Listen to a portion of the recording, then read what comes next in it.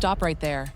Because what happened on July 15th in Indianapolis is the single most infuriating moment of the entire 2026 WNBA season. Caitlin Clark, playing on a minutes restriction, recovering from a back injury, already dealing with a quad contusion from her injury-plagued 2025 season, drives to the basket, makes the shot, and Kia Stokes drives her knee directly into Clark's quad, right in front of the referee. Clark crashes to the floor near the stanchion. She is limping. She goes to the locker room. The referee, who was standing right there, called nothing. Clark came back, played 26 minutes on a leg that was already compromised. After the game, here is exactly what she said, quote, "She kneed me right in the quad. Like that hurts. The ref cannot miss that. And then I have to play with a contusion on my leg the rest of the game. It is ridiculous. You cannot knee me in the leg and knock me over. No hedging, no diplomatic language, the truth." And then, her own head coach Stephanie White stood at the podium and said, quote, "She seems to always be initiating the contact." Her own coach, about her own franchise player, who just got kneed in the quad and limped off the court. Tonight, we talk about July 15th and why what happened to Caitlin Clark on her own home court in front of 17,000 fans is the most disturbing thing this league has allowed to happen all season. To understand why July 15th is different from every other incident this season, you need to understand the full context of what Clark has been dealing with. 3 weeks, 3 straight weeks. Choked by Alyssa Thomas, June 24th. 1 game suspension. Elbowed in the midsection by Chelsea Gray, July 12th. No action. Kneed in the quad by Kia Stokes, July 15th. No call. And a coach who blamed her. In between those incidents, she missed 5 games with a back injury, came back on a 25-minute restriction, is playing injured every single night. And Clark herself had 2 quad contusions during her 2025 season, the season where she played only 13 games, 2 of them. Last night, she took a knee to that exact same area, went to the locker room, came back, played 26 minutes. This is not a one-time missed call. This is a player being physically broken down over 3 weeks, on camera, while the league watches. Let me walk you through exactly what happened on the Stokes play, because the details matter. Clark drives baseline, gets past her defender, makes the basket, and as she finishes, Kia Stokes drives her knee directly into Clark's quad. Full contact, direct hit. Clark goes down hard, near the stanchion, the metal pole at the edge of the court. She is limping immediately. The pain is visible.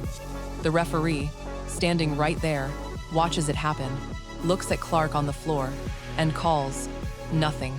Not a common foul, not a flagrant review, nothing. Clark gets up, walks directly at the referee, and drops F-bombs loud enough for every camera in the building to pick up. Quote, "Give me a freaking call. I got fouled 5 times. The referee's response? Not an apology, not an acknowledgement that they missed it. A warning. Clark has 5 technical fouls this season. 8 triggers an automatic suspension. She screamed at that referee and got a warning instead of a technical, which tells you everything. Even the official knew they owed her one. She then went to the locker room, assessed the damage, and came back out to play. That is not drama. That is a competitor refusing to quit while her own league fails her. And then came the press conference. And this is where it goes from frustrating to genuinely shocking. Stephanie White, Indiana Fever head coach, Clark's own coach, stood at the podium. A reporter asked about the non-call, about Clark getting kneed in the quad and crashing to the floor. White's response? Quote, "They said Caitlin initiated the contact. That's all they said. She seems to always be initiating the contact. I'm trying not to get fined. She seems to always be initiating the contact." Said with what reporters in the room called a touch of sarcasm. Now compare that to June 24th, when Alyssa Thomas put a fist to Clark's throat. Stephanie White stood at that same podium and said, quote, "That's egregious. That's crazy. Coming in here aware of what happened 2 nights ago, and Basie and users. That still happens? Absolutely unacceptable. Absolutely unacceptable." 5 times in one press conference about Thomas. Her own player gets kneed in the quad on her home court, and White makes a sarcastic comment about Clark always initiating contact. That is not protecting your franchise player. That is throwing her under the bus with a smile on your face. Clark was more direct, more honest, and more willing to say what needed to be said than her own head coach. The ref cannot miss that. It is ridiculous. Her words, not her coaches. And here's what makes this night even more remarkable. Despite everything, Clark still found a way. Indiana opened 12-2 down. Clark went into halftime with 2 points on 1 of 5 shooting. 2 points on her home court. Third quarter, she scores 10 points in the final 2 minutes. 17-4 run, Indiana takes the lead.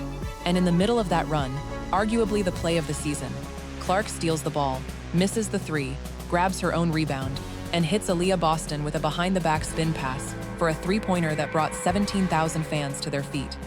1 of 5 from 3, quad contusion, back injury, minutes restriction. Still made the play of the season, but the fourth quarter collapsed. 12-4 Valkyries run. Clark finished 4 of 14 from the field, 13 points, 6 assists. Fever lost 88-75. Dropped to 14-10, tied with Atlanta Dream for first place in the East. And Clark walked off that court, limping, with a fresh quad contusion, heading into back-to-back games on Friday and Saturday, against Seattle, then New York Liberty.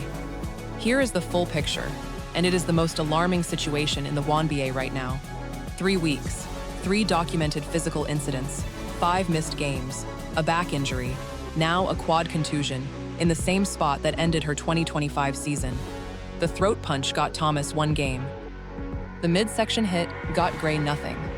The quad knee got Stokes nothing, and Clark got blamed for initiating. Clark has 5 technical fouls. 3 more means automatic suspension. She screamed F-bombs at a referee who missed a direct knee to her quad and got a warning, because even the official knew the call was wrong. Her coach publicly said she always initiates contact, with sarcasm, after her player limped off the home court. Congress has threatened a DOJ investigation. The commissioner canceled an interview. 11 lawmakers wrote official letters. Fans are getting fired from jobs for racist messages. Players are receiving death threats. And Clark, through all of it, shows up. Plays hurt, makes the play of the season with a behind-the-back pass, drops F-bombs when she needs to, tells the truth when her coach won't. She said it herself, and these words matter. There are times that it is hard, and there are times that it probably affects me a little bit more than I put on. She is playing through the most physically and institutionally hostile environment any star athlete has faced in recent memory. And she is doing it for $77,000 a year. Need in the quad, ref called nothing, coach threw her under the bus. 5 technicals, 3 from suspension, back-to-back games this weekend on an injured leg. Caitlin Clark has nobody in that league looking out for her. Except 17,000 fans in Indianapolis who watched it happen live. Subscribe for daily WNBA updates. And drop a comment. Is Stephanie White's response the most tone-deaf thing a coach has ever said about their own star player? Because the bar is low, and she still found a way under it.